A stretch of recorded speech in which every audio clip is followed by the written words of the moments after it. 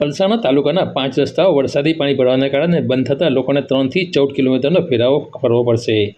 સુરત જિલ્લા માર્ગ અને મકાન વિભાગ દ્વારા આજે મંગળવારે સવારે 9 વાગે પ્રસિદ્ધ કરેલી યાદીમાં જણાવ્યા અનુસાર આજે સવારે 8 વાગે પલસાણા તાલુકાના 5 રસ્તાઓ વરસાદી પાણી ભરાવાને કારણે બંધ કરવામાં આવ્યા છે, જેમાં બળેશ્વરથી નેશનલ હાઈવે નંબર 48ને જોડતો રોડ બંધ થતાં લોકોને 3 કિલોમીટરનો ફેરાવો થશે। તેવી જ રીતે બગુમડા બલેશ્વર રોડ બંધ થતાં 10 કિલોમીટર, બગુમડાથી તુંડી રોડ બંધ થતાં 14 કિલોમીટર ચકરાવો થશે અને તુંડી દસ્તાન રોડ બંધ થતાં લોકોને 6 કિલોમીટર ફરીને જવું પડશે।